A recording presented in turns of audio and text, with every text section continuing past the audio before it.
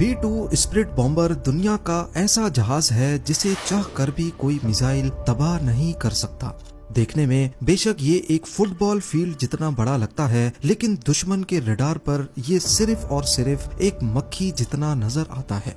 चाहे कितना ही complex radar network क्यों न हो, B-2 स्पिरिट बॉम्बर के लिए इसे चकमा देना बाएं हाथ का खेल है। 2 अरब डॉलर्स की लागत से तैयार किया गया ये आज तक बनाया गया दुनिया का सबसे महंगा जहाज है। दूसरे जेट्स के मुकाबले में न सिर्फ खामोश बल्कि ये हीट सीकिंग मिसाइल्स के साथ साथ इंफ्रारेड गाइडेड मिसाइल्स को भी आसानी से धोखा दे सकता है। एक ऐसा जहाज जो चाहे तो दुनिया का नक्शा ही बदल सकता है। पर सोचने वाली बात यह है कि एक 52 मीटर चौड़ा जहाज आखिर रडार्स पर क्यों डिटेक्ट नहीं होता। इसमें ऐसी कौन सी साइंस है जिसे अमेरिका पिछले 37 ईयर से छुपा रहा है। ज़ेम टीवी की वीडियोस में एक बार फिर से खुशामदीद। नाजरीन, इस B-2 बॉम्बर को बनाने के पीछे एक ऐसा वाकया है जिसने दुनिया भर में अमेरिका का सर शर्म से झुका दिया था।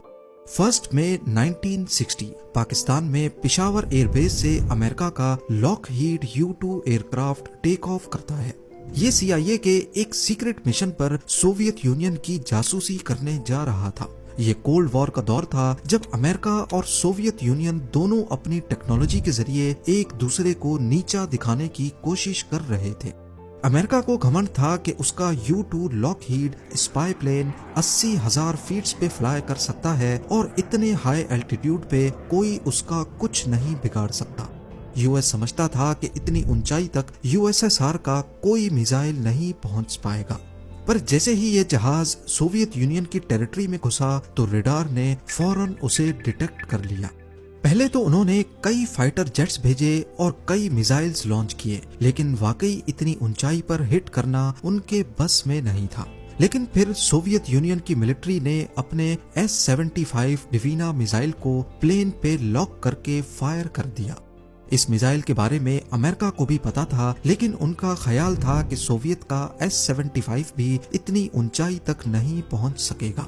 पर उसके बाद जो हुआ वो अमेरिका के वहमो गुमान में भी नहीं था। S-75 ने 80,000 फीट पे उड़ते हुए U-2 लॉकहीड को इंतहाई परफेक्शन से हिट किया।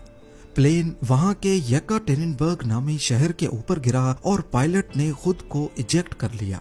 शुरुआत में अमेरिका ने कहा कि ये नासा का वेदर रिसर्च प्लेन था, लेकिन जब सोवियत यूनियन ने कैप्चर किए गए पायलट और U-2 का सर्विलेंस इक्विपमेंट दुनिया के सामने रखा तो अमेरिका की पूरी दुनिया में बड़ी बदनामी हुई। इस वाक़े ने दोनों मुल्कों को ठीक ठाक सबक दिया। इसके बाद रशिया यानी सोवियत यूनियन ने अपने एयर डिफेंस पे काम करना शुरू कर दिया और अमेरिका ने ऐसी टेक्नोलॉजी पर जो रडार के सामने लिटरली इनविजिबल हो जाए। उस वक्त अमेरिका के पास B-52 बॉम्बर्स थे, लेकिन इस वाक़े के बाद ये बात कंफर्म हो गई कि रशियन टेरिटरी में दाखिल होने से पहले ही इसे गिरा दिया जाएगा। यानी अमेरिका चाह कर भी अपने न्यूक्लियर वेपन्स रशिया के खिलाफ इस्तेमाल नहीं कर सकता। और फिर 1976 तक USSR ने ऐसे सरफेस टू एयर मिसाइल बनाए जो 100 किलोमीटर दूर तक भी एयरक्राफ्ट को गिराने की सलाहियत रखते थे, जिनमें S-300 भी शामिल थे। इस वक्त USSR का एयर डिफेंस इतना स्ट्रांग हो गया कि अमेरिकन एयरफोर्स के एक जनरल ने कहा कि सोवियत यूनियन में अपना B-52 बॉम्बर भेजना ऐसा ही है जैसे मक्खी के छत्ते पर पत्थर मारना। यही वो वक्त था जब अमेरिका ने 1978 में एडवांस टेक्नोलॉजी बॉम्बर यानी ATB प्रोग्राम लॉन्च किया। इस प्रोग्राम का मकसद एक ऐसा बॉम्बर प्लेन बनाना था जो सोवियत यूनियन की टेरिटरी में जाए, उनके रडार्स के सामने बॉम्ब्स गिराए और बिना नोटिस हुए वहां से निकल जाए।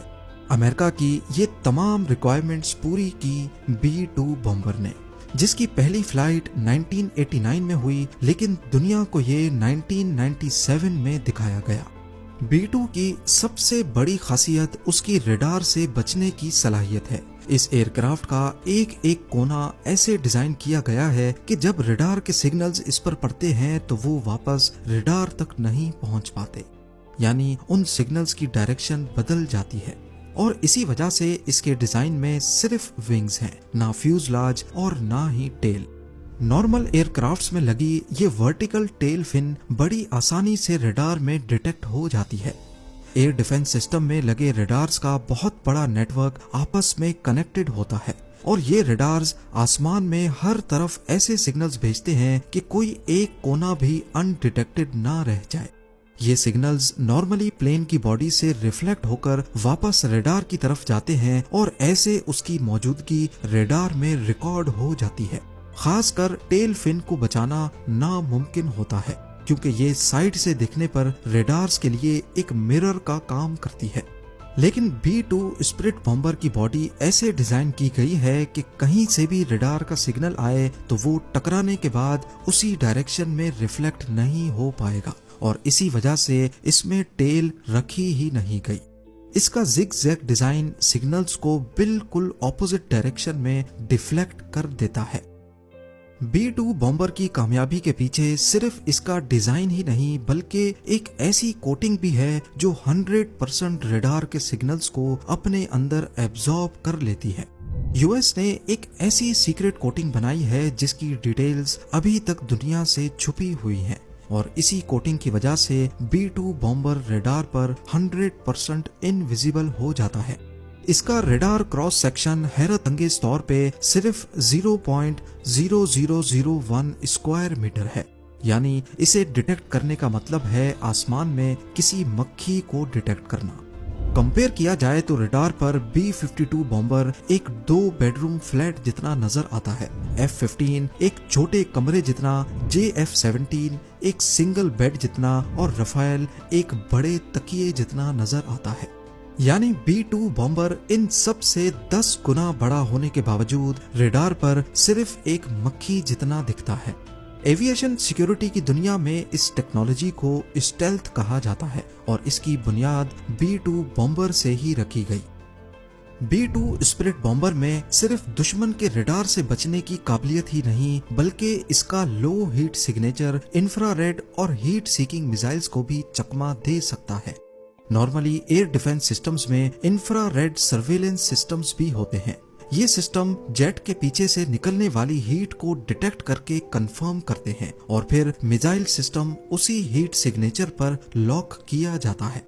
लेकिन B-2 बॉम्बर के इंजन इसकी बॉडी के अंदर छुपाए गए हैं। जेट इंजन में कंबस्शन होने के बाद गर्माइश डायरेक्टली बाहर नहीं निकलती बल्कि पहले उसे बाहर की ठंडी हवा के साथ मिक्स किया जाता है, जिसकी वजह से B-2 बॉम्बर अपने पीछे कोई हीट सिग्नेचर नहीं छोड़ता और यही चीज B-2 को दुनिया का सबसे कम हीट सिग्नेचर छोड़ने वाला एयरक्राफ्ट बनाती है। ये ऐसा ही है कि अगर एक F-16 jet infrared surveillance system में 100 किलोमीटर दूर से डिटेक्ट हो जाता है तो वहीं B-2 बॉम्बर जब तक 10 किलोमीटर की रेंज में नहीं आएगा डिटेक्ट नहीं हो पाएगा। पर ये इतना नीचे उड़ता ही नहीं जो कभी इंफ्रारेड रडार पर भी डिटेक्ट हो सके। B-2 बॉम्बर हैरत अंगेज तौर पे 15,000 मीटर या फिर 50,000 फीट पे उड़ने की काबिलियत रखता है।